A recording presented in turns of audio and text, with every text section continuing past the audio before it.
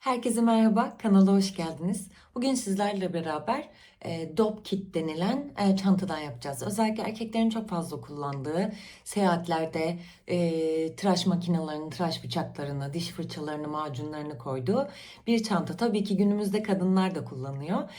Taşıma yeri olan, istediğiniz yere asabileceğiniz bir aparatı olan deri bir küçük Dopp Kit çanta yapacağız. Umarım keyif alırsınız. Videoda görmüş olduğunuz ağ çantamızın bitmiş halinin genişliği olacak. Benim örneğime göre şu an benim genişliğim 25,5.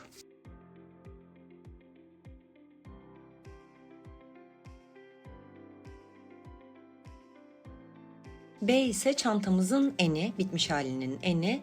Benim örneğimde benimki 10 santim. C ise bitmiş halindeki yüksekliğimiz. Yine örneğimize göre benimki 11 santim.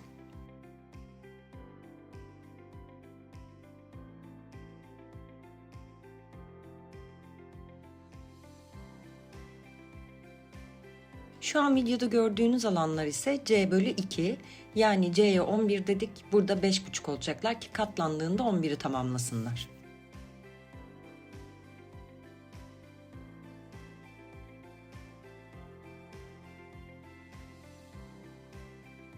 Bu kısımda ise B bölü 2 eksi 1 olarak yazdım. Benim için 4. Ama eğer kenarları katlayarak yapmayı düşünüyorsanız eksi 1'i yapmayıp üstüne hatta 1 daha eklemeniz gerekiyor.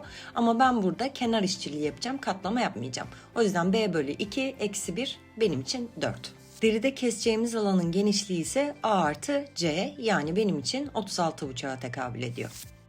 Son olarak katlamadan önce keseceğimiz derinin boyunu bulmamız lazım. Burada kenarların hepsini topluyorum, tek kenarın.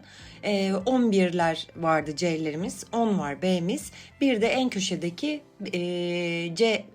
B bölü 2 eksi 1 dediklerimiz var. Toplamımız 40 çıkıyor.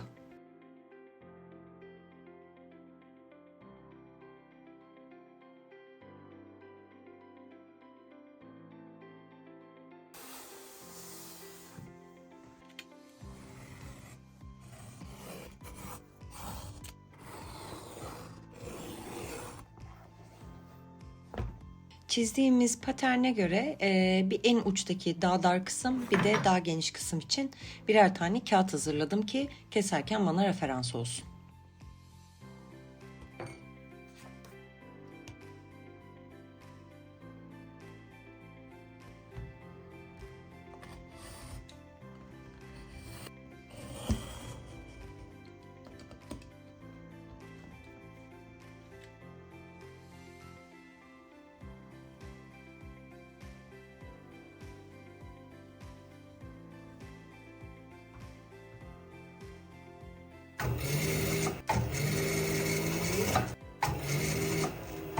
Astar olarak gabardin kullanıyorum.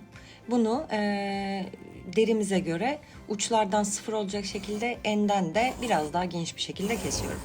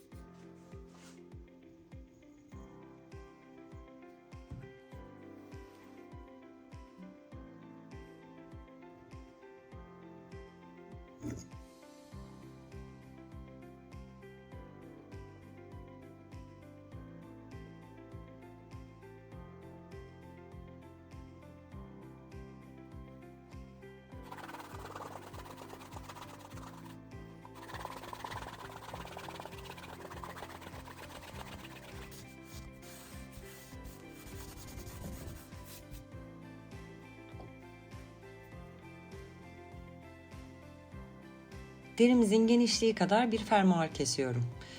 Ben T5 fermuar kullanıyorum burada, daha geniş olan dişlilerden.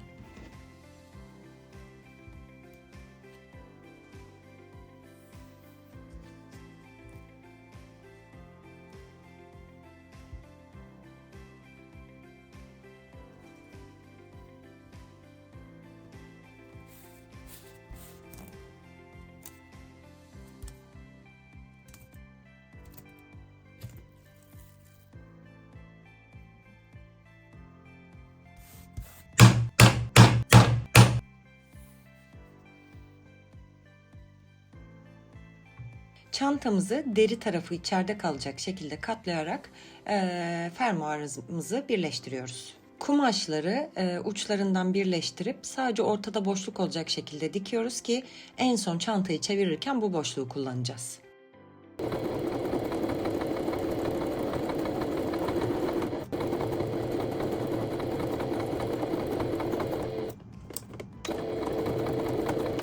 Kumaşın uçlarını birleştirip daha sonra deri gibi onların da köşelerinden kareler kesiyorum.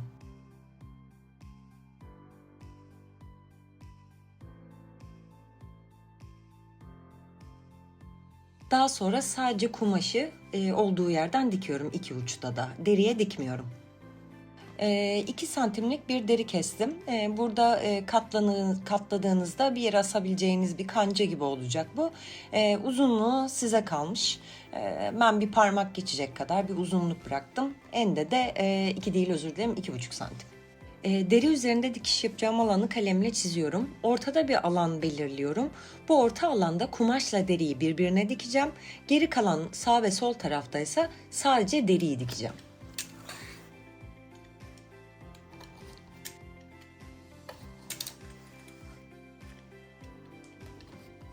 Bu ise elde taşımak için sap.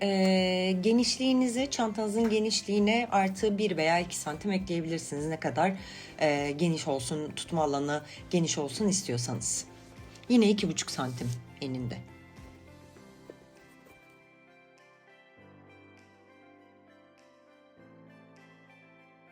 Yine çantanın kenarlarındaki gibi kumaşın da o kare alanları, bıraktığımız alanları birleştirerek dikiyoruz. Artık iç kısımdaki işlemlerimiz bitti. Kumaşta bıraktığımız boşluktan çantamızı nazikçe çeviriyoruz. Bu süreçte ben eldiven kullanıyorum.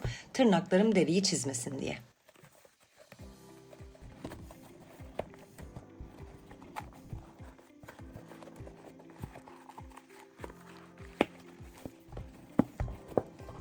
Kumaşta bıraktığımız açıklığı dıştan bir şekilde dikiyorum.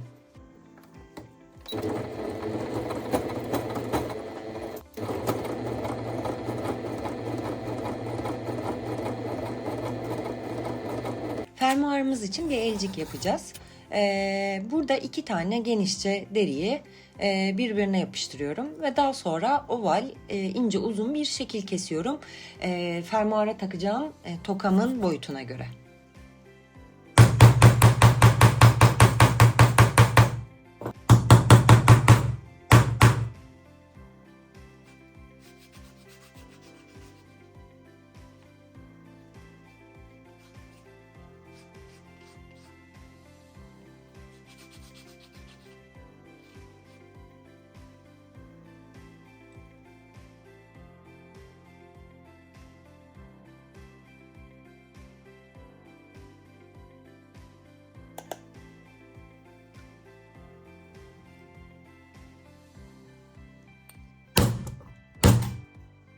Ben 2 adet rüvet kullanacağım.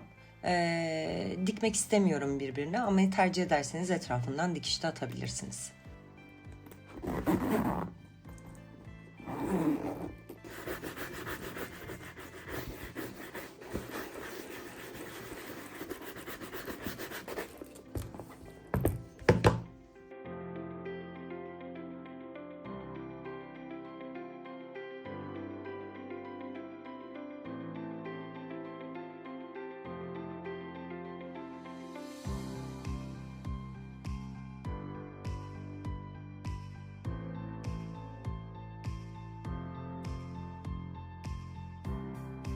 Videoyu izlediğiniz için teşekkür ederim. Kanala abone olmayı unutmayın. Bir sonraki videoda görüşünceye dek hoşça kalın.